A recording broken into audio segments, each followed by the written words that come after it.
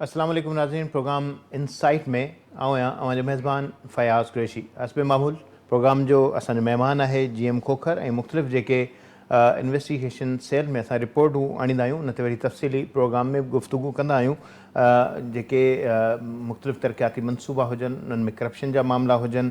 अहिड़ी तरह सां अॼु जेको कराची फ़िश हार्बर मनसूबो आहे जेको 2013 में यानी 12 साल अॻु में जेको इहो मनसूबो शुरू थियो, पर 12 साल गुज़रण जे बावजूद भी इहो मुकमल नाहे थियो। इन मनसूबे जे हवाले सां GM खोखर खां पुछंदासीं त इहो मनसूबो कहिड़ी हुकूमत जो आहे, वफ़ाक़ी हुकूमत जो आहे या सूबाई हुकूमत जो आहे, या को फॉरेन फंडिंग जे हवाले सां इहो मनसूबो आहे। इन मनसूबे सां कहिड़ा फ़ाइदा थींदा। GM तव्हांखे प्रोग्राम में भलीकार। कराची फ़िश हार्बर मनसूबो 12 साल थी विया आहिनि। छा हिन मनसूबे जे हवाले सां तफ़सील आहिनि? इहो वफ़ाक़ी मनसूबो आहे, सूबाई मनसूबो आहे, ऐं हिन मनसूबे सां कहिड़ा फ़ाइदा जेके थींदा? जी महिरबानी फैज़ साहब, बिल्कुलु ही मनसूबो तमामु पुराणो मनसूबो आहे। हिन हवाले सां सिंध TV इन्वेस्टिगेशन सेल में असां ॿ दफ़ा पंहिंजे नाज़रीन खे ॿुधाए चुका आहियूं ऐं पेश करे चुका आहियूं, ऐं तफ़सीली असीं हिन महिल गुफ़्तगू कंदासीं। फैज़ साहब, हिन जो पस मंज़र जेको आहे 2007 यूरोपीय यूनियन पारां पाकिस्तान में सामुंडी जेके मच्छी मारण ते जेका पाबंदी लॻाई वई हुई, 28 मुल्क ॾांहुं उहो एक्सपोर्ट थियणो हुयो 2007 में, यानी कि लॻभॻि 18 साल में, मुशर्रफ दौर में। उन में हिनखे पाबंदी इन जे करे लॻाई हुई त हिन जी जेके हिन हालतूं उहे आलमी मयार जूं न हुयूं। अच्छा, सफ़ाई जो मसलो, नाक़िस इंतज़ाम। जी, इहो जेको इनखे स्टोरेज ख़राबु सहूलियतूं हुयूं इन्हनि में, जेके हिन सनअती ऐं म्यूनिसिपल फ़ज़ाई ऐं समुंड में फैलणु, ऑक्सीजन हालनि ऐं सफ़ाई जो न हुजणु, कोल्ड चेन ऐं स्टोरेज जूं ख़राबु सहूलियतूं। इन दौरान जेको सिंध हुकूमत आहे हिकु 550 मिलियन जी स्कीम शुरू कई हुई 2007 खां, जेका 2012 ताईं मुकमल थी। माना इहा सिंध हुकूमत जी स्कीम हुई? जी फैज़ साहब, ही बिल्कुलु उनजी 2007 खां शुरू थी, उहा 2012 में मुकमल थी। उन में जेका आहे जज़वी तौर ते जेको आहे पाबंदी उन खां पोइ हटाई वई हुई, सफ़ाई वफ़ाई थी हुई। माना जेका यूरोपीय यूनियन जेका पाबंदी लॻाई हुई, उहा उनजो जुज़वी तरह सां ख़ात्मो थियो, माना निज़ाम बहितर कयो वियो। जी फैज़ साहब, उन सां निज़ाम बहितर कयो वियो ऐं 550 मिलियन जी जेका स्कीम हुई जेका मुकमल थी हुई, उन खां पोइ इहा बहाल थी। इन खां पोइ जेका अञा बि इनखे यूरोपीय यूनियन जे तरफ़ां इनखे जेको आहे माहौल खां साफ़ु रखण जे लाइ, ऐं जेको हार्बर जो ग्राउंड लेवल आहे, जेका बिल्डिंग आहे, मच्छी जी पॉइंटूं आहिनि, उन्हनि जी सफ़ाई सुथराई जे लाइ जेके इन्हनि अहकामात जारी कया हुआ। माना होड़नि जे ज़रिए जेका मच्छी अचे थी, जिते लैंडिंग करे थी, उहे प्लेसिस जेके आहिनि उन्हनि खे बहितर करणो हुयो। जी फैज़ साहब, इहे आहे मल्हान जे हथ धोअण जा वापारी जेके आहिनि, मच्छी ईंदा आहिनि, उनजी हथ जी सफ़ाई वग़ैरह असां अॻिते नाज़रीन खे ॿुधाईंदासीं। हीअ सिंध हुकूमत उन हवाले सां हिकिड़ो तरक़ियाती प्रोग्राम आंदो, उनजी ADP आहे 1998। इहे साल 2013 खां शुरू थी आहे। उहा गुज़िरियल अगरि कंदासीं त 2013 में इन मनसूबे लाइ जेको आहे 1 अरब 43 करोड़ रुपया जेको लाॻत सां शुरू कयो वियो। अहिड़ी तरह 2016 में क़ीमत वधी 1 अरब 61 करोड़ रुपया जेका इनजी कई वई। अहिड़ी तरह 2024 में 3 भेरे तरमीम खां पोइ इनजी कुल लाॻत जेका आहे 3 अरब 35 करोड़ रुपया इन लाइ मुक़ररु कया विया। जेका इहे जेको स्क्रोल में जेका हीअ रिपोर्ट जेका हली रही आहे, इहा इन जे हवाले सां आहे, rehabilitation and renovation of Karachi fish harbour external service ADP 1998 year 2023-24। इहा जी फैज़ साहब, इन डॉक्यूमेंट्स मुताबिक़ जेका आहे बजट मां अॻु ई 1 अरब खां वधीक रक़म जेका ख़र्च थी चुकी आहे। इन खां 2013 खां 2024 ताईं जेके बि इहे कंपनीस आहिनि, उन्हनि खे एडवांस में उन्हनि खे सफ़ाई वग़ैरह जे लाइ उहो उन्हनि खे ठेको वग़ैरह ॾिनो वियो हो। 2 कंपनियूं हुन, उन्हनि शुरूआति में कमु त कयो, 1 अरब रुपया उहो ख़र्च ज़ाहिर कया विया आहिनि, उहो पर मुकमल न थी सघियो, छो त उन्हनि में ठेकेदार जेका रिवाइज़ स्कीम करे असां अॻु में पंहिंजे नाज़रीन खे ज़िक्र करे चुका आहियूं। रिवाइज़ त सम्झ में अचे थो, ॿियो वरी रिवाइज़ जो जेको फार्मूलो आहे इहो छा आहे? जी फैज़ साहब, ही रिवाइज़ 3 दफ़ा थियल आहे स्कीम। माना रिवाइज़ वरी रिवाइज़ वरी रिवाइज़। जी हा, हीअ आहिनि लाइव स्टॉक फिशरीज़ डिपार्टमेंट आहिनि, उनखे हेड उहा इन मनसूबे कंदी आहे, छो त फ़िश हार्बर अथॉरिटी उनजो हिसो आहे ऐं चेयरमैन जेको आहे अथॉरिटी जो उहो मिनिस्टर आहे। हिन टाइम ते मोहम्मद अली मलगानी साहिबु आहिनि उनजो चेयरमैन। मेंबरनि में इन्हनि में शामिल काफ़ी माण्हू आहिनि, जंहिंमें चीफ सेक्रेटरी हिन कमिश्नर कराची आहे, इहे उन कमेटी जा बोर्ड जा जेके आहिनि। आला सतही हिकिड़ो बोर्ड आहे जंहिंमें वॾी सतह जा अमलदार, मिनिस्टर लेवल जा जेके माण्हू आहिनि, डायरेक्टर्स जेके आहिनि, जेके बोर्ड जा मेंबर आहिनि। जी फैज़ साहब, इहे जेके इंतिज़ाम इहे न थी चुका आहिनि ऐं तव्हां 2013 खां हिन टाइम ते जेकर कंदो त 12 साल इन स्कीम खे हलण जो मेन जेको आहे सुस्ती ऐं मुकमल न थियण जो आम जेको सबबु आहे 1 अरब 43 करोड़ जी जेका स्कीम हुई उनखे रिवाइज़ करे करे 3.5 अरब ते खणी आया 3.5 अरब ताईं खणी आया, यानी ॿीण खां बि मथे, इन खां टीण खां या ॿी मथे अञा हिनखे उन्हनि जो जेको सुस्त जेको कंपनी जो ठीको जेको मुकमल न थियो आहे उनजो मेन जेको आहे कंपनी जेके ॿ हुयूं उहे आहिनि उन्हनि जो इहो ई चवणु आहे त जेके डॉलर जीअं डॉलर जी रेट में इज़ाफ़ो थियो। अॼुकल्ह इहो हिकिड़ो रिफेशन बणिजी वियो आहे त डॉलर जे हिसाब सां असांखे कमु असांजे हिते थिए थो, यानी पाकिस्तान में कमु थिए थो, सिंध में कमु थिए थो, कराची में कमु थिए थो ऐं उन्हनि खे पैसा वरी डॉलर्स में खपनि। जी फैज़ साहब, हैरत जहिड़ी ॻाल्हि इहा ई आहे त हिन में सफ़ाई करणी आहे तव्हांखे, कुझु तव्हांखे हल्की फुल्की उनजी ज़रूरत पवंदी आहे सीमेंटनि जी या कुझु काठ जी, बाक़ी हिनखे सफ़ाई करिणो हो, रंग रगन करिणो हो, उनजे लेवल ते रखिणो हुयो।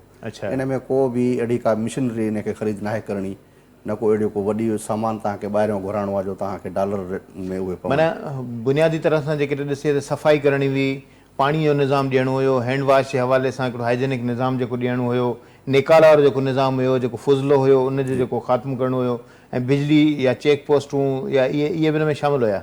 जी बिल्कुलु, स्टील जा पुल वग़ैरह बि मुंहिंजे ख़्याल में नज़र मां गुज़रियो त इहो बि हिन में ज़िक्र आहे शायदि। जी फैज़, पॉइंटूं रखणियूं, उन सफ़ाई सुथराई रखणी आहे, पाणी जा टैंट ठाहिणा आहिनि ऐं मनसूबे फ्लोटिंग जेटीज़ वग़ैरह उन जेके तरंदियूं आहिनि पाणी में, हाँ बिल्कुलु उहे ई ठाहिणियूं आहिनि। ऐं मनसूबे में मां ज़िक्र करे चुको आहियां त मनसूबे में बार बार तरमीमनि जो जेको मक़सदु हुयो मुबीना तौर ते बजट वधाइण, नवनि अदायगियुनि जा दर खोलणु हुया। उनजो मेन सबबु जेको ठेकेदार जेको इख़्तिलाफ़ात रखिया, P&D डिपार्टमेंट जेके प्लानिंग अहम डिपार्टमेंट जितां मंज़ूरी ईंदी आहे, सूबाई P&D या वफ़ाक़ी न न इहे सूबे जी ॻाल्हि, सूबे जी आहे, इहे वफ़ाक़ जे महतहत न आहे। अच्छा, हीअ सूबनि जो कमु आहे। इन खां पोइ जॾहिं डिपार्टमेंट में वियो त उन में कुझु इख़्तिलाफ़ात आया जंहिंजी असां पंहिंजे नाज़रीन खे रिपोर्ट ॾिनी हुईसीं 6-7 महीना अॻु में। उहो मेन मक़सदु इन जो इहो आहे बाअसर ठेकेदार जूं ख़्वाहिशूं पूरियूं करणु, जंहिंजे करे इहो मंसूबो माना 135% ताईं जेका मजमूई तरह सां में मनसूबे में वाध अची चुकी आहे, 1 अरब खां वधीक जेका रक़म ख़र्च थी चुकी आहे, हक़ीक़त में बहितरी जेका न थी सघी आहे उहा ई सूरत हाल बरक़रार आहे। जी फैज़ साहब, बिल्कुलु ईअं ई आहे। ऐं इन्हनि खे जीअं पाण अर्ज़ु करे चुका आहियूं त हिन में 3.5 अरब रुपयनि जी जेका हीअ लागत सां मनसूबो हुयो, यानी कि यूरोपी आलमी मयार ते इन्हनि खे रखण जे लाइ इनखे कमु करिणो हो 12 साल। ऐं असांजे ज़राइनि खां जेको मुंहिंजी उतां ॻाल्हि ॿोल थी आहे उनजो इहो ई चवणु आहे त हिन में 1 साल में पंहिंजे सिंध गवर्नमेंट खे 42 अरब रुपया बचति थियणी हुई जेकॾहिं हीअ आलमी मयार ते इहे पूरो लहे हा। त उन खां पोइ हाणे जे 12 सालनि खे तव्हां डिवाइस कयो 42 अरब सां, त फैज़ साहब 2.5-3 खरब खां वधीक इहा जेका आहे क़ीमत थिए थी पई। इनखे अगरि सिंध गवर्नमेंट खे या का सचाई इन में हुजे हा या कंहिंखे अॻिते अचण लाइ ज़ोर भरियो वञे हा या कंपनी ठेकेदार जेके आहिनि उहे इन ते कमु कनि हा त हिन महिल उहे असांखे 2-2.5-3 खरब जेके आहिनि उहे इन्हनि जी बचति ज़रूरु थिए हा। ऐं हिन टाइम ते असांजूं मच्छी जेके आहे आलमी मार्केट में वञे हा। हिन टाइम सूरत हाल इहा ई आहे त अफ़गानिस्तान खे बि असां मच्छी नथा विकिरो करे सघूं। माना अफ़गानिस्तान जंहिंजो करंसी जो जेको रेशो हुयो उहो असां खां बि घटि हुयो, उहो करंसी में मथे चढ़ी वियो। हाणे अफ़गानिस्तान असांजी मच्छी खणण जे लाइ बि असांजे जेको पोर्ट आहे उनखे क़ाबिल न आहे सम्झो। जी फैज़ साहब, बिल्कुलु ईअं अच्छा, ई आहे। ही जहिड़ी तरह सां तव्हां जेको ज़िक्र कयो इन में जेके कंपनियूं हुयूं उहे पाकिस्तानी हुयूं, लोकल हुयूं, कहिड़ियूं हुयूं कंपनियूं? हीअ आहे फैज़ साहब बिल्कुलु इन में आहे। ऐं हीअ पाकिस्तानी कंपनियूं आहिनि ऐं हितां जूं कंपनियूं आहिनि। हा, मुंहिंजे ख़्याल में रिपोर्ट में हीअ आहे गुलज़ारी एसोसिएट्स ऐं ईस्टर्न कंस्ट्रक्शन कंपनी आहे, इनखे इहो टेंडर ॾिनो वियो आहे। जी फैज़ साहब, 2 कंपनियूं आहिनि, बिल्कुलु इहे ई आहिनि। हा, इन्हनि में ज़िक्र डॉक्यूमेंट्स असां वटि मौजूदु आहिनि। इहे 2 कंपनियूं आहिनि। हाणे इन कंपनियुनि जे हवाले सां जेको आहे इनखे कंपनियुनि खे कमु करिणो हो, लेकिन रिवाइज़ वरी रिवाइज़ एक्स्ट्रा खणी इन मनसूबे खे इन सुस्ती ऐं रोकियो वियो। इन जे पुठियां कहिड़ा सबब आहिनि सिंध गवर्नमेंट खे? माना अञा चइजे त 40% जेको कमु आहे उहो अञा रुकियल आहे हिन में। जी फैज़ साहब, इनखे पूरो हिकिड़ी स्कीम हुई जेका 2013 खां 19 ताईं, इनखे 19 ते ख़तमु करिणो हुयो। अच्छा, जी 19 खां वरी इनखे 24 ते खणी विया, वरी 24 ते 5 सालनि में इनखे ख़तमु करिणो हुयो। पोइ इहो बिल्कुलु न थी सघियो। माना 24 में ख़त्म न थियो 25 में भले 19 में ख़त्मु करिणो उहो बि ख़त्मु न थियो। जेकी असां अर्ज़ु कयोसीं त 2007 खां 2012 ताईं जेको मुशरफ दौर खां इहा स्कीम हुई सिंध गवर्नमेंट जी, उनखे मुकमल कयो वियो।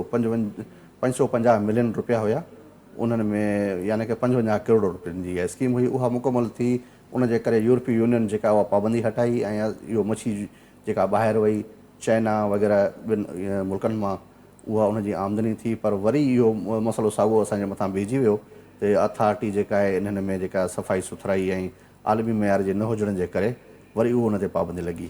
इन में का रॉकेट साइंस आहे जा भला इहे असांजे हमराहनि खां कमु नथा थियनि, अरबूं रुपया ख़र्च थियनि था, पोइ बि इहो किसो उते ई बि रहे थो, इहो छा छो ईअं बहितरु नथो थिए? फैज़ साहब बिल्कुलु इन में का बि रॉकेट साइंस जी ॻाल्हि कान्हे का। ऐं अॻ में मां अर्ज़ु करे चुको आहियां त इनखे सफ़ाई सुथराई ते रखिणो आहे। यूरोपीय यूनियन 2-3 दफ़ा विज़िट कया आहिनि।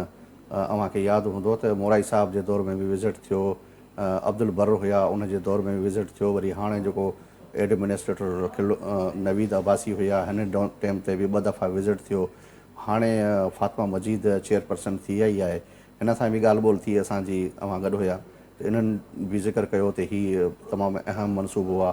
अगरि हिनखे असां मुकमल कयूं था त बिल्कुलु जेके माहीगिरनि खे तमामु वॾो फ़ाइदो पवंदो। उन सां गॾु सिंध गवर्नमेंट खे, उन सां गॾु जेके माशी सूरत हाल आहे मुल्क जी, उहा हिन में काफ़ी हद ताईं जेको इज़ाफ़ो थी सघे थो। छो त हीअ अहिड़ो कारोबार आहे फैज़ साहिबु मच्छी जो, जेका मच्छी समुंड मां अचे थी उन मां पैसो ठहे थो। जीअं असां ज़िक्र करे वियासीं सोवा मच्छी जो, त उहा अरबन किरोड़नि ऐं अरबन में उहा ईंदी आहे ऐं उहा फिश ॾाढी उनजी डिमांड आहे यूरोपीय यूनियन में ऐं ॿिनि जी चाइना आहे, रूस आहे, इन्हनि में। छो त उहा जेका मच्छी आहे उन मां जेको आहे ऑपरेशन जे लाइ जेका उनजो धाॻो ठहे थो उन में उहो पवे थो। इन खां सवाइ काफ़ी उन्हनि 2 मर्दनि में उहो कमु अचे थो। अच्छा, हिन में हिकिड़ो इहो बि ज़िक्र आहे त जेको हिकिड़ो त ऑडिट जे हवाले सां मुतालबा जेके कया विया आहिनि ऐं मनसूबे जे हवाले सां इहो बि ज़िक्र आहे त नेस्पाक जी निगरानी हेठि इहो कमु थियो आहे। नेस्पाक त वॾी कंपनी आहे, हिकिड़ो इन जो स्टैंडर्ड आहे, उहा बि इन हार्बर खे पंहिंजे मयार ते न आणे सघी आहे। न फैसा बि हीउ प्रोग्राम बिल्कुलु उॾाई इन जो हुयो। पहिरियां जेको आहे न मई 2025 में वफ़ाक़ी वज़ारत बहरी अमूर पारां इहो जेको मुस्तक़बिल बुनियाद ते ऐलान कयो वियो त कराची फिशर हार्बर जेको अथॉरिटी हिनखे जदीद बणाइण जो मनसूबो उन शुरू जो ऐलान बि कयो हो। उनजी मदद सां ईंदड़ 5 सालनि में जेको आहे $100 मिलियन खां वधीक माछी सरगर्मी पैदा करणी हुई। मनसूबे में शामिल आहिनि फिश ऑक्शन हाल जो मुकमल नओं डिज़ाइन, जदीद सहूलियतुनि सां वधीक जेके शफ़ाफ़ियत ऐं सिहतमंद अमल दरामद लाइ इनखे करिणो हुयो। इन खां अलावा फ्लोटिंग जेटी जेका असां ज़िक्र करे चुका आहियूं जी तमीर, ॿेड़ियुनि जी हलचल खे आसान, वक़्त ऐं वक़्त मच्छी मारण वारी सरगर्मी जी हिमायत, इंफ्रास्ट्रक्चर टेक्नोलॉजी ते ॿधल सुधारा। ऐं इन खां अलावा इन मनसूबे में जेको आहे 3000 खां वधीक रोज़गार जा मौक़ा पैदा थींदा जेकॾहिं इहा मुकमल थिए थी। जेका नओं मुस्तक़बिल जो मनसूबो आहे इन सां गॾु बशमूल तमीर, लॉजिस्टिक प्रोसेसिंग जेका लॻापियल ख़िदमतनि में आहे, समुंड में पैदावार जी सलाहियत में 50 खां वधीक मुतवक़ा जेके आहिनि उहो उनखे वाधोरो अचिणो आहे। ऐं इन खां अलावा जेके हीउ प्रोग्राम एक्वा कल्चर आहे पार्क, उन में वरी माही गिर जी फार्मिंग जे लाइ जेको पार्क पैदा करिणो हुयो। इन हवाले सां जुलाई 2000 में जेको वफ़ाक़ी वज़ीर बहरी अमूर मोहम्मद जुनैद अनवर चौधरी उहो ऐलान करे चुको आहे। सिर्फ़ु ऐलान करे चुको आहे पर हुन ते अमल न थियो आहे। जी फयाज़ साहिबु, इनखे सिंध गवर्नमेंट खे इनखे चयो आहे त हिनजो फ्रेम वर्क असांखे तयारु करे ॾियो, पर मूं उन खां प्लानिंग डिपार्टमेंट जे सोर्सिस खां पुछियो त उहो प्लानिंग अञा उन में मरहले में आहे त असां इनखे तयारु करे जीअं उनखे ॾींदासीं त बाबा इहे ईअं करिणो आहे। अञा उनजी प्लानिंग जेको आहे वर्क तयारु न थी सघियो आहे। अच्छा, हीउ पाण जेको ज़िक्र कयोसीं त हिन में नेस्पाक जेको आहे उनजी निगरानी जे हेठि कमु थियो, जंहिंखे कुझु हिसा वरी कराची फिश हार्बर अथॉरिटी खे ॾिना विया। त इहो नेस्पाक पाण छो कमु न कयो आहे हिन ते? फैज़ साहिबु, नेस्पाक वटि इहो कमु हुयो, पर उन खां पोइ हीअ 18 तरमीम बि आई। उन खां पोइ वरी जेके सिंध गवर्नमेंट सां लाॻापियल हीअ मामला हुया त सिंध गवर्नमेंट इन्हनि वटि आई त बाबा हाणे असीं इनखे करे सघूं था, छो त इन सां फिशरीज़ डिपार्टमेंट सां लाॻापियल आहे हिकु अथॉरिटी आहे। उन खां अलावा कोऑपरेटिव फिशरमैन कोऑपरेटिव सोसाइटी उन सां उहे कमु कनि थियूं। थोरो हिते पाण ज़िक्र कंदासीं मुख़्तलिफ़ हिकिड़ो अथॉरिटी, सोसाइटी, डिपार्टमेंट। ब्रेक तां मोटी अचूं हुन ते कंटिन्यू कयूं। नाज़रीन, ब्रेक जो वक़्तु थी वियो आहे। इनसाइट में ॿीहर मोटी था अचूं। ऐं फिशरीज़ या फिशरमैन कोऑपरेटिव सोसाइटी या फिश हार्बर अथॉरिटी जेका आहे उन ते ॻाल्हि ॿोल कंदासीं। वठो था नंढड़ी साई।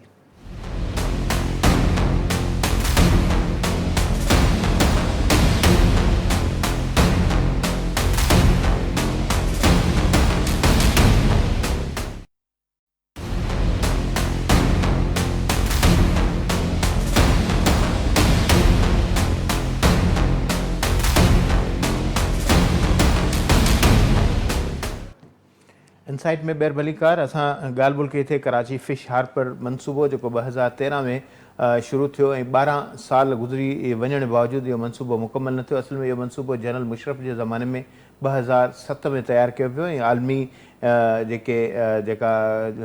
जेका मार्केट आहे उन में ख़ासि तौर ते यूरोपी यूनियन जेका आहे उहा असांजी जेका मच्छी जी ख़रीदार आहे ऐं यूरोपी मुल्क जेके आहिनि उते असांजी मच्छी जेका आहे उनजी तमामु घणी घुर्ज आहे। पर बुनियादी तरह सां जेका मच्छी जी जेका सफ़ाई वारी सूरत हाल आहे, ज़ाहिर आहे असां जंहिं अंदाज़ सां जंहिं लाइफ स्टाइल सां जियूं था उन जे मुक़ाबले में जेका यूरोपी मुल्क आहिनि या अमेरिकन जेके स्टेट्स आहिनि या अहिड़ी तरह सां ख़लीजी मुल्क आहिनि उन्हनि पासे अगरि जेकॾहिं असांजो को सामान वञे थो या को जेकॾहिं फूड आइटम वञे थो त उन ते एतिराज़ उथनि था, छाकाणि जो असांजो जेको निज़ाम आहे उन ते अनहाइजेनिक हुजण जे हवाले सां जेको इल्ज़ाम लॻनि था।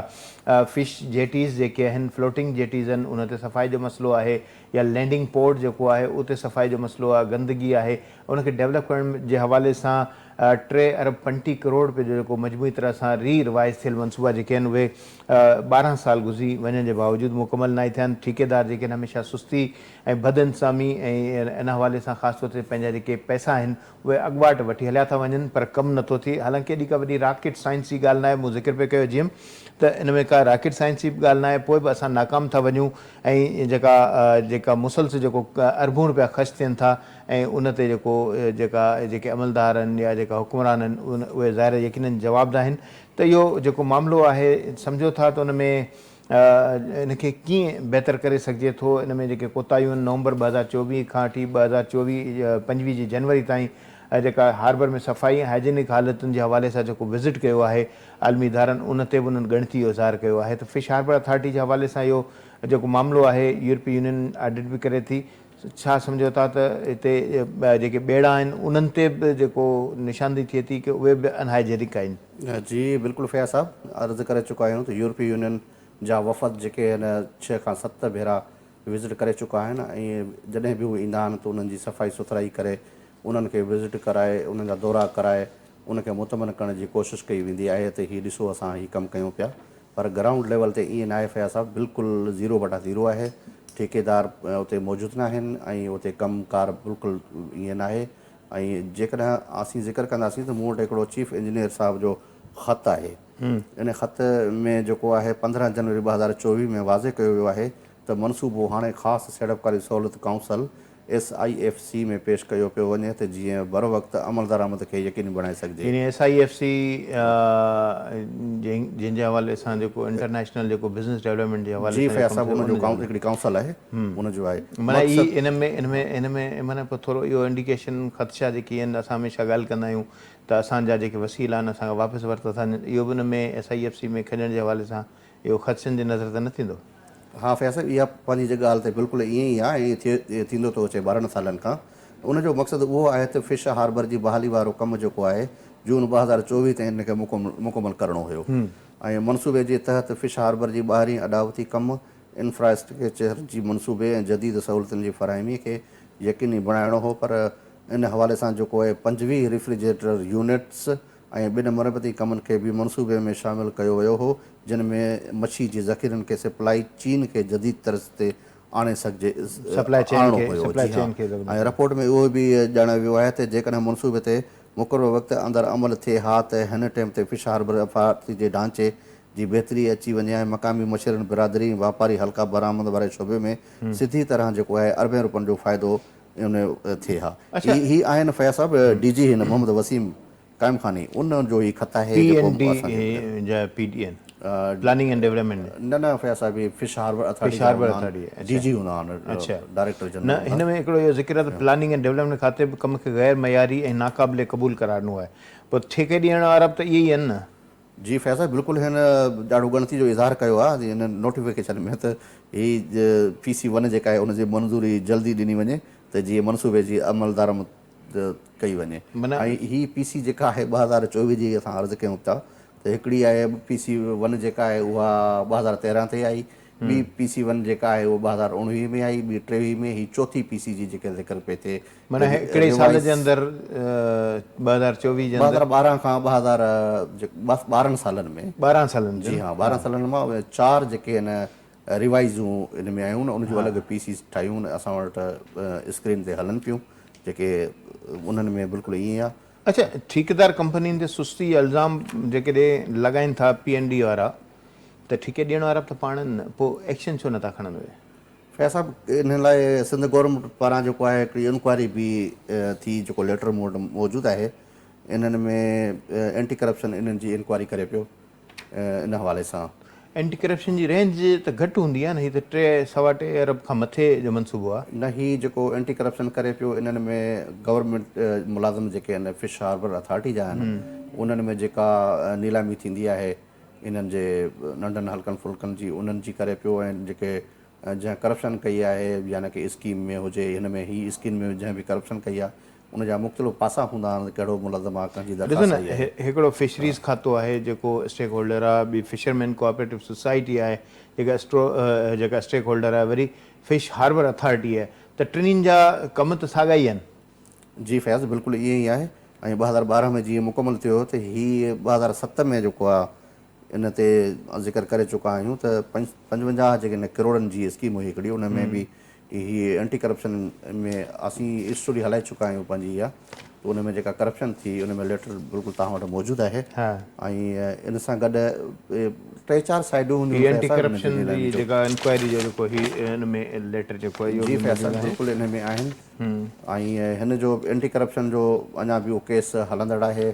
मूं ॾाढी हिननि जी इंस्पेक्टर सां ॻाल्हाइण जी कोशिशि कई, मैसेज कया 2-3 ॾींहं खां, पर हुनजो मूंखे जवाबु न आयो, न ई मैसेज जा का रिप्लाई हुन साहबु ॾिनो, छो त हू सम्झी चुको हुयो। मां हुनखे ब्रीफ करे चुको हुउसि मैसेज में त मूंखे हिन हवाले सां तव्हां सां डिस्कस करणी आहे, पर हुन इहा ज़हमत न कई मूंसां ॻाल्हाइण जी। त उनखां ॾिसजे हा त उहो इंक्वायरी जो बरलो किथे आहे जेको मुलाज़िमनि जे हवाले सां हिन वटि आहे या जेके टेंडर थियनि था नीलामी थिए थी उन्हनि जी फैसला वग़ैरह में हिननि जी बिल्कुलु ईअं मां हिन सां ॻाल्हि ॿोल करण जी काफ़ी ॾींहं अॻु में कोशिशि कई हुई। ऐं हिन बिल्कुलु हिनखे मूं मैसेज कयो, हिकिड़ो दफ़ो मूंसां ॻाल्हायो हुओ हिन। हिन मूंखे चयो त हिन मरहले ते जेका इंक्वायरी जारी आहे असां घुरायूं था जेके हिन मुलाज़िम आहिनि जेके कामरा ऑफिसर आहिनि। त असल में फैसला हिननि जी जेका स्कीम आहे इन्हनि में हिकु त ही जेके अथॉरिटी में मुलाज़िम वेठा आहिनि या जेके इदारनि में माण्हू वेठा आहिनि, हिकु त उहो उन्हनि जी मुक़ररी गैर क़ानूनी आहे, डेपोटेशन ते अचनि था, OPS ते अचनि था। हाणे हिकिड़ो पंहिंजो डिपार्टमेंट छॾे ॿिए डिपार्टमेंट में अचण जो मक़सदु सिधी ॻाल्हि आहे त इन में का लालच हूंदी, का पंहिंजा मफ़ाद हूंदा आहिनि, पोइ उनजे तहत उनखे खणी ईंदा आहिनि। पोइ इहे स्कीमूं त ईअं थींदो डेपुटेशन में हिकिड़ो क़ाबिल माण्हू त उनखे घुराए लॻाईंदा त यार हिन मां असां फ़ाइदो वठूं ऐं हे सुठो कमु करे असांखे जेको न सिर्फ़ु इदारो ठाहे ॾींदो बल्कि जेको कमु आहे उन मयार जेको सुधरंदो। पर हाणे उहा सूरत हाल जेका पोज़ीशन आहे उहो उनजे बरक्स उबतड़ आहे। यानी डेपुटेशन ते अगरि जेकॾहिं को माण्हू अचे थो त पंहिंजे उनजी लोभ सां अचे थो त मूंखे हिन मां फ़ाइदो थींदो ऐं उहो कमु लाइ हली थो वञे, पोइ प्रमोशन वेटा वठी ॿियनि जे हक़ ते दाड़ो हणी थो। जी जी फैसल मां ज़िक्र करे चुको आहियां त माना हितां जो काफ़ी डिपार्टमेंट जा लोकल गवर्नमेंट जा KMC जा जेके हिन फिश हार्बर अथॉरिटी में मौजूदु आहिनि, मां इन में इन्वेस्टिगेशन सेल में स्टोरी हिकिड़ी हलाए चुका आहियूं, उनजा डॉक्यूमेंट्स बि मूं वटि हुया। ऐं उनखां पोइ उनजी कार्रवाई बि थी ऐं मुलाज़िमनि खे वापसि कयो वियो। ऐं सेपरा मां बि हिकिड़ो डिप्टी डायरेक्टर हुयो, उहो हिते वेठो हो केतिरनि सालनि खां।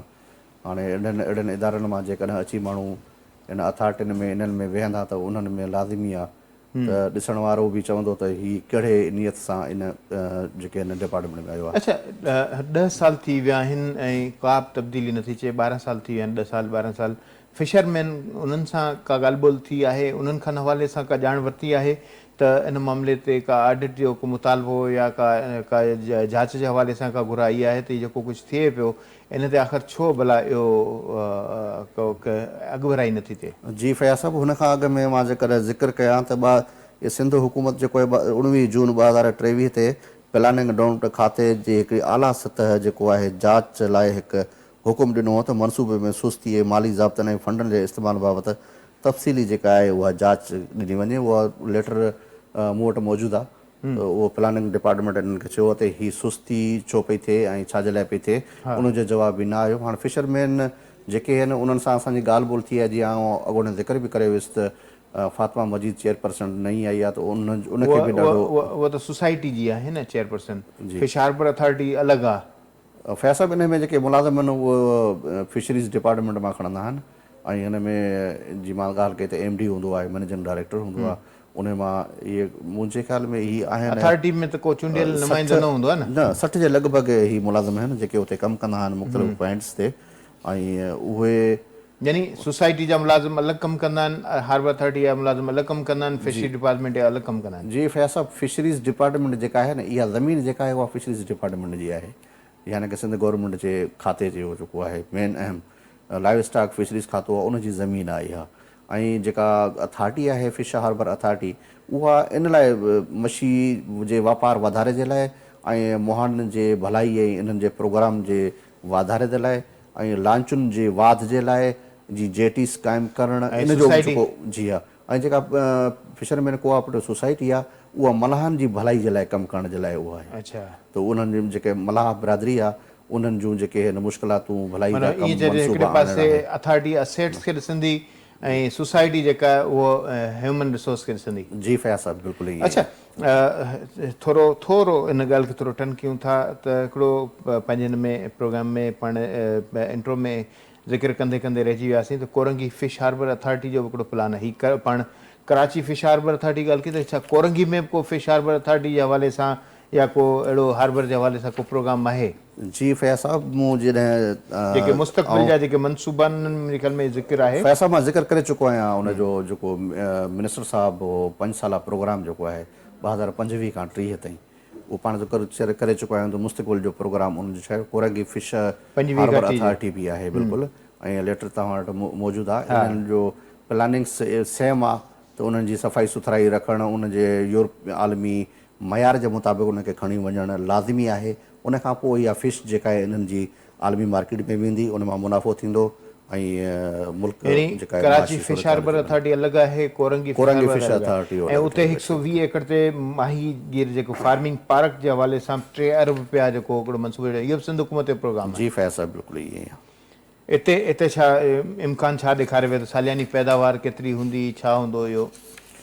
फैज़ साहब, इहो मनसूबो जॾहिं मुकमल थींदो त उनखां पोइ इनखे ख़बर पवंदी। बाक़ी हीअ जेका पाण फिश हार्बर अथॉरिटी जी ॻाल्हि कयूं पिया, हिन में ज़िक्र करे चुका आहियूं त घटि मां घटि सालियाना जेका 72 अरब रुपया पाकिस्तानी इन मां हासिलु थियणो हो। अच्छा, माना इम्कानी हिकिड़ो टारगेट आहे, फोकस असांखे आमदनी थींदी। इहो पब्लिक प्राइवेट पार्टनरशिप जो मनसूबो आहे, यानी हू जेको आहे अलॻि मनसूबो आहे, ही पब्लिक प्राइवेट पार्टनरशिप जो मनसूबो आहे। जी, हू हुन में मां कोरंगी जेके फिश हार्बर अथॉरिटी जे हवाले सां मां फ्रेम वर्क जे हवाले सां प्लानिंग डिपार्टमेंट में जेको आहे उन में जेके दोस्त वेठा आहिनि पंहिंजा सोर्सिस, उन सां ॻाल्हि ॿोल थी। उन चयो त फ्रेम वर्क ते कमु जेको हले पियो ऐं उहो जल्द असां ठाहे वठंदासीं, त पोइ उन ते तफ़सीली असां उनखे ॿुधाईंदासीं त छा करिणो आहे। अच्छा, हिन पासे ज़ाहिर जेको हिन पासे जेको कराची फिश हार्बर वारो जेको मनसूबो आहे, हिन पासे बलोचिस्तान सां वञी लिंक करे थो, हिन पासे वरी सरकरी के पासे इब्राहिम हैदरी जे पासे जेको इहो कोरंगी वारो पासो जेको टच करे थो, यानी ईअं सम्झो त ॿ हिकिड़ा अलॻि डाइवर्शन आहिनि जेके मुख़्तलिफ़ रुखनि ते जेका मच्छी जी जेका उहा जेका मच्छी पकड़ण जो जेको निज़ाम आहे उन ते कमु कनि था। जी बिल्कुलु, उहो बलोचिस्तान जीअं तव्हां गडानी साइड ते वेंदो हब जी भरिसां, पोइ बलोचिस्तान जी एरिया उतां लॻे थी, पोइ इहो मशरा हिकु ॿिए ईंदा वेंदा आहिनि, इन में का पाबंदी कान्हे का। अच्छा, वफ़ाक़ी सतह ते को समुंड जी हद न आहे, इहे परते बि हलिया वेंदा आहिनि, होॾां जा हेॾा बि हलिया वेंदा आहिनि, इन में झल पल कंहिंजी बि न आहे। होॾां जी जेका मछी आहे उहा परते हली वेंदी आहे, बल्कि उतां जी मछी मार्केट में ज़रूरु ईंदी आहे असां वटि। जीअं तव्हां ईअं हलिया वञो हैदरी खां अॻिते वञी बदीन साइड या मिठे पाणी जी मछी, उहा मेन मार्केट इहा ई आहे फिशरमैन कोऑपरेटिव सोसाइटी जेका समुंड जो जेको पंहिंजो जेको कपर आहे, कराची वारो, ठटे वारो, बदीन वारो या हिन पासे बलोचिस्तान वारो, हिन अंदाज़ सां आहे, हीअं आहे। हिन पासे इंडिया जे पासे सरकरी 0.0 पोइ कराची 0 पॉइंट खां पोइ कराची या हिन पासे हीअ टर्न करे हेॾां अची थो, ऐं हिन पासे बलोचिस्तान, हिन पासे ख़लीजी या पंहिंजो ईरान वारो पासो जेको मुल्क लॻनि था। जी फैज़ साहब, हीअ गडनी जी मां तव्हांखे ज़िक्र कयो हब चौक जी भरिसां आहे, माना ईरान बि वेंदा हली हूंदा? न ईरान वरी अॻिते हलियो वियो, उहो वरी ग्वादर साइड आहे। अच्छा, न ही बलूचिस्तान जी सॼी पट्टी ईअं वञे थी जी हिन वारी इहा ई आहे गडानी वारी, गडानी गडानी साइड वारी ताईं हलंदा वेंदो त इहो अॻिते हली मकरान साइड आहे, मकरान खां वरी क्रॉस कंदो ग्वादर साइड खां पोइ वरी ईरान अचे थो। माना ईअं चइजे त जेके ॿ हार्बर्स जेके आहिनि उन्हनि ते जेको कमु थिए थो, पर बुनियादी तरह सां जेको इंटरनेशनल जेको स्टैंडर्ड आहे उन ते इहे इदारा कमु न आहिनि करे सघिया। ऐं पंहिंजो बुनियादी जेको फोकस हुयो इहो हुयो त जेके हिन मनसूबे जे हवाले सां जेका शुरूआती जेका स्कीम ठाही वई लॻभॻि 1.5 अरब जे लॻभॻि हुई, ऐं उनमें मुसलसिल जेको उनखे वाद कंदे उनखे जेका रिवाइज़ करण वारो जेको सिलसिलो जारी रहियो ऐं 3 अरब 35 करोड़ ताईं इहो मनसूबो पहुची वियो। जी फैसा में तव्हां ज़िक्र कयो त फिशरमैन जेके मलाह आहिनि उन्हनि जा ख़दशा कहिड़ा आहिनि, त मूंखां कुझु ॿियो असां काॾे ॿिए हंधि हलिया वियासीं। उन्हनि जो चवणु आहे त 10 सालनि खां वधीक जेको इंतज़ार बावजूदि यानी कि 12 साल आहे, इहो हार्बर जी हालति साॻी आहे, उनखे हिकिड़ो ख़दशो इज़हार कयो आहे। जी हुन जो चवणु आहे त ठेकेदार एडवांस वठी कमु मुकमल नथा कनि ऐं छॾे था वञनि। हुकूमत खे नोटिस वठणु घुरिजे, हुकूमत खां आज़ादु ऑडिट ऐं ज़िम्मेवारनि ख़िलाफ़ कार्रवाई जो मुतालबो उन्हनि कयो आहे। ऐं हिननि जो एतिरो बि चवणु आहे त यूरोपीय यूनियन जेका आहे ऑडिट आहे 2024-25 जी, उन में जेको आहे नवंबर 2024 जनवरी 2025 में जेको आहे हार्बर जी सफ़ाई ऐं हाले जनी हालतुनि खे ॻणती ऐं FCS ऐं फिश हार्बर अथॉरिटी खे जेका हिदायत कई वई आहे त उन हथ धोइण जा स्टेशनन्स ऐं आइस प्लांट्स मां प्यूपराई आइस ऐं फज़ली जेके मुनासिब निज़ाम आहिनि उहे जेके दुरुस्त कया वञनि जदीद तरीक़े जो आंदो। मूं इहो ई असल में क्वेश्चन पे चाहियो त तव्हां माहिगिरनि सां बि यकीनन ॻाल्हि कई हूंदी, ज़ाहिर हिकिड़ी स्टोरी हलायूं था त उन्हनि जा जेके ख़दशा आहिनि उन्हनि खे बि शामिल थियणु घुरिजे। नाज़रीन, प्रोग्राम जो वक़्तु जेको आहे उहो इजाज़त नथो ॾे। जी तव्हां कुझु चयो ते फैसा वो ज़िक्र मां अॻिते इहो कयां पियो त हिन टाइम ते जेके ॿेड़ा आहिनि उहे 611 ॿेड़ा आहिनि हुते। अच्छा, ऐं जेके यूरोपी मयार मुताबिक़ जेके तयारु कया विया आहिनि, इन स्टेशन जेके स्टील जा जेके आहिनि 11 खां वधीक जेके आहिनि ट्रोलियूं जेके ट्रालीस ऐं फाइबर कोट ऐं ट्रालियूं ऑक्शन हॉल्स ॾिनियूं वियूं आहिनि। अहिड़े तरीक़े सां गुज़िरियल हफ़्ते मूं ॾिठो स्टील जूं ट्रालियूं नज़र आयूं पिए, मूं ख़ुदि बि इन हवाले सां जाइज़ो वरितो। मुंहिंजे ख़्याल में इहो सिंध हुकूमत जी हाणे ज़िमेदारी आहे त हेॾो वॾो जेको रिवाइज़ वारो जेको कल्चर आहे उनखे कंट्रोल में आणणु खपे उनखे। नाज़रीन, 2 फिश हार्बर जेके आहिनि, हिकिड़ो कराची फिश हार्बर ऐं ॿियो कोरंगी जे हवाले सां जेको ईंदड़ 5 सालनि जो मनसूबो आहे 2030 में तयारु थींदो। हिन में मजमूई तरह सां 3000 जे लॻभॻि जेको रोज़गार जा मौक़ा जेके आहिनि उहे पैदा थींदा ऐं 50% जेका मच्छी जी जेका पैदावार आहे उन में वाध थींदी। एक्वाकल्चर पार्क जेको आहे उनजो क़याम अमल में आंदो वेंदो ऐं 120 एकड़ ते माहीगिरी फार्मिंग जेका पार्क आहे जेको 3 अरब रुपए लागनि सां जेको ठाहियो वेंदो, त सालियानी पैदावार लॻभॻि 1200 खां 360 खां 1200 टन ताईं जेका अंदाज़ो आहे ऐं आमदनी लॻभॻि $72 मिलियन। आमदनी जेका ज़ाहिर कई वई आहे उहा इहा आहे त सालाना 42 अरब रुपया 42 अरब रुपया, त वॾी हिकिड़ी आमदनी जो जेको उमेद करे सघिजे थी। इहो मुल्क खे फ़ाइदो ॾींदी, सूबे खे फ़ाइदो ॾींदी ऐं ज़ाहिर हिन मां माहीगीर जेको मछेरो जेको मच्छी कढण वारो पकड़ण वारो आहे उनजी जेका ज़िंदगी उनखे बि जेको ज़ाहिर फ़ाइदो थींदो, उन्हनि जो रोज़गार रस्ता खुलंदा। त सिंध हुकूमत खे इहा स्कीम जेका आहे 12 सालनि जे बावजूदि जेका कंप्लीट नथी थिए, असांजी निशानदेही करण जो मक़सदु इहो आहे त इन्हनि स्कीमुनि खे मुकमल कयो वञे ऐं जेको आलमी मयार जो जेको हार्बर अथॉरिटी जो जेको प्लान आहे उन ते अमल कयो वञे त उन बहितर थिए ऐं जेके करप्शन जे हवाले सां रिवाइज़ वारो जेको कल्चर आहे उनजो ख़ात्मो थियणु घुरिजे। प्रोग्राम जो वक़्तु पुॼाणी ते पतो, इजाज़त ॾींदा अला भाई।